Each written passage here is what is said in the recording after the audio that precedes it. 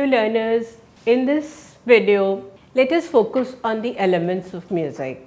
The main objective is to understand the various elements that influence the Indian music style, the kind of practice that is required when we are learning the classical music style of India, the importance of swar, rag and tal, as well as the various instruments that are important when we are performing a musical event.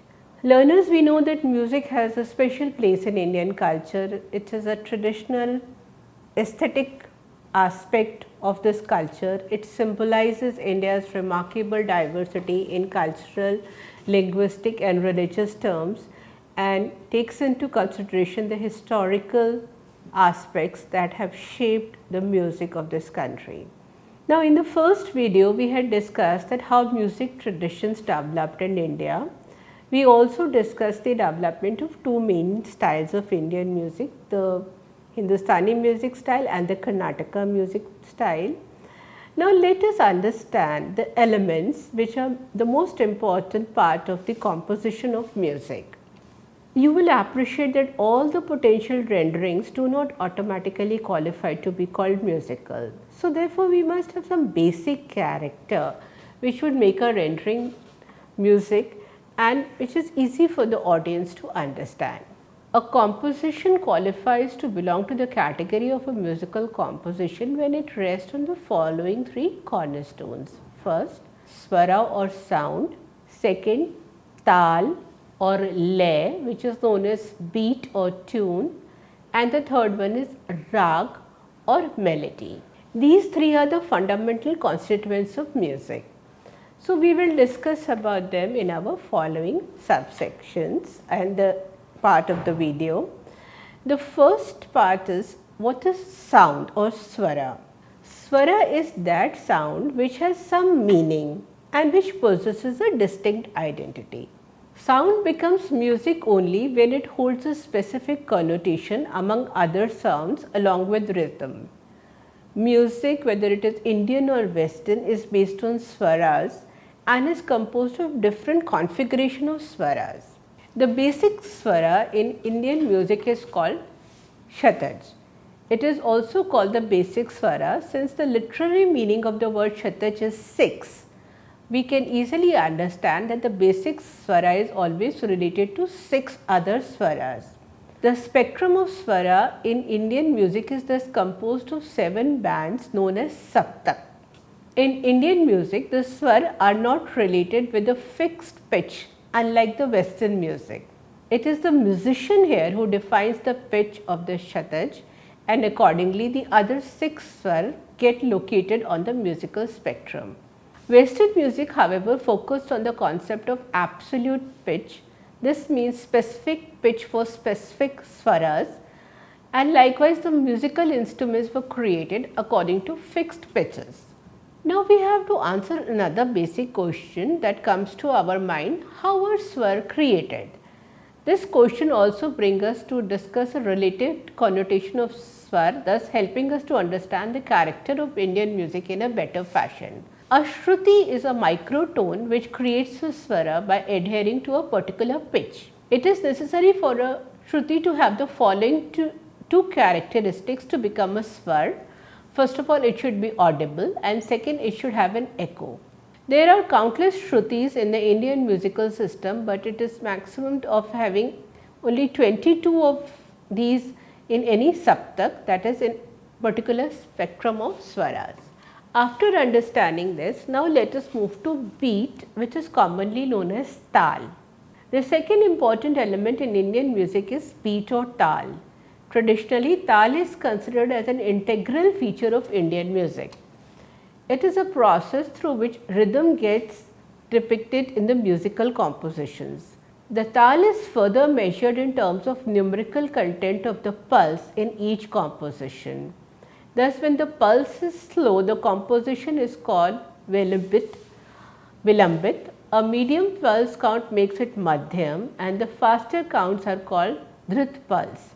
Innumerable compositions and combinations of these pulse count provide us with a tremendous variety in Indian music. The tals bestowed by the musical traditions from the ancient past were further elaborated during the medieval period to make a total count of 1008. Most of the raga formations use tal from this same repertoire. The tals are generally played through instruments such as majira, mridang, pakhavaj and tabla. The musical exponents who play tal music also practice a vocabulary of their own during the performance. Some of these words are theka, bol, palta, etc. So, they are used in various combinations with tabla and mridang in northern India, and in southern India also we have different words for the various instruments that we use. The third element is the melody or the rag. This is the chief element of music and is also a characteristic feature of Indian music. Western music is known for its harmony, but the Indian music is famous for its melody. However, the melody is not confined to India, but it has certain influences of musical traditions of other countries also, such as Iran, Arabia, Afghanistan and China. The central manifestation of a rag is delightfulness. It is still possible to have a composition of sound which may not delight, so we cannot call it rag. So, therefore, in addition to the quality of delightfulness, other features are also important to make a rag. The various permutations and combinations of these features gave birth to a whole set of rag music. Another significant quality of rag is that it should be imbibed with sentiments. The melody in Indian music becomes diversified with this inclusion of raga. The ragini, a subdivision of the raga, owes its genesis to the integration of this very element of sentiments. So, we find lot of ragas and raginis, and we do find their pictorial representations in ancient text. I will give you some examples, for example, related to ragas such as Shataj, Rishabh, Gandhar, Madhyam, Pancham, Dhaivat, Nishad. These are the examples of popular ragas used in Indian music. Ragas use different notes, up way or down way down. Ragas have specific combinations, and in the case of Indian music, these combinations are experimented under the patronage of various rulers. We have various sequence of scales which result in different ragas that have emerged. In this, there is an importance of notes. For example, Aroha is ascending order of notes, Avroha is descending order of notes, Jati is category of rag based on how many notes are in the scale. These ragas create a sentiment or a mood called a ras, which conveys a story or an emotion to the audience. Different ras include tranquility, devotion, loneliness, heroism. In addition to this, ragas are also associated with different times of the day and the occasions. Now, in this ragas, they are less structured and there is immense possibility to experiment with them in the present performances. We find lot of variations in terms of its practice. The combination of various definitions indicate that ragas represent in classical Indian culture a musical heritage that acknowledges musical power over the human spirit. The idea of rag is that each scale has a mode that directly relates to a human emotion. Rags are used for prayer and meditative music in many Indian religions, including Hinduism, Sikhism and Sufism. In Hinduism, it is believed that rag are naturally occurring scales that are not invented or created by musicians, but rather discovered and gifted to humanity by divine deities.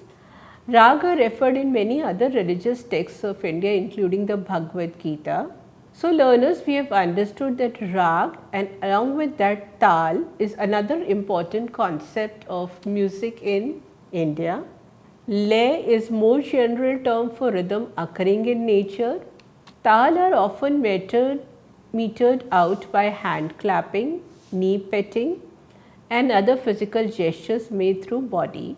The rhythm meter of India is often uneven compared to the Western classical music. So, we have lot of scope for having experiments. Tals also have their name and they have their own patterns which a classical Indian musician incorporate into their musical performance. In the Karnataka tradition, the most popular tal is the Adi tal, which is 8 set of 4, and the most popular tal used in Hindustani music is Teen tal, which is a 4 set of 4. So, learners, in this video we have tried to understand that the music element of Indian classical music is very different from the Western music style. The rhythm in Indian classical music is very complex and this rhythm is based on the system of tal. There are various subdivisions that exist and it is different from the Western music where it is much more strongly connected with the known patterns. Now, in terms of melodies, melodies are complex and are improved in Hindustani tradition and are pre-composed in Karnataka traditions. They are based on ragas, a series of pre-established notes and the set of notes that a musician can use to develop a melody. Melodies are usually much longer than the Western classical melodies. And another important part is harmony. This harmony is based on the rasa that we had discussed earlier and it is improvised. We have new set of harmony that is promoted in which we give chance to multiple voices, they perform in union and as a result of it in the classical music we have the concept of drone. Drone is an English word for the phenomena of a sustained pitch under a melody. Drones are heard in Indian classical music in the form of sitar or string instruments. So, we find that with a combination of these instruments, the leading musicians of India come up with their performances. Now, another important aspect of Indian vocal music is the timbre. Indian classical music has variety and complexities of timbres. They are different from the Western classical music in treatment of voice. In Indian music, the voice is always meant to be sung clearly with no vibrations, whereas in the Western music, they are very high in terms of their vocal range, but the timbre aspect is very much different in terms of the Western music style and the Indian classical singers. Lot of dynamism exists in the Indian classical music. This music can be soft and reflective on the one hand and it could be very bold and loud depending upon the type of performance. The texture of Indian classical music is simple in comparison with other traditions across the world. Here we have number of performances which involve melodic instruments and we are not very much fixed in terms of the various dimensions related to individual performances or group performances.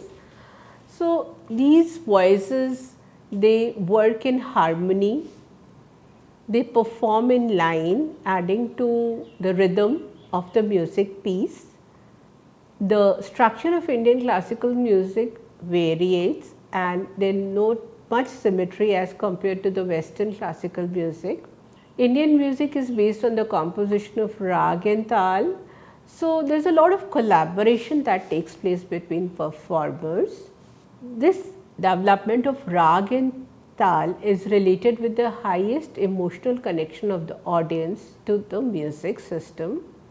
Now we have specific classical musical instruments that are associated with various regions of India. I will discuss in this video only few instruments which are popular among the musicians of India. I hope you all must have observed sitar. The sitar is a hollow ground and a wooden string instrument. It is played seated and plucked by the performer's finger. It has 18 to 21 strings. 6 to 7 are played by the musician while the rest are strung under the fingerboard.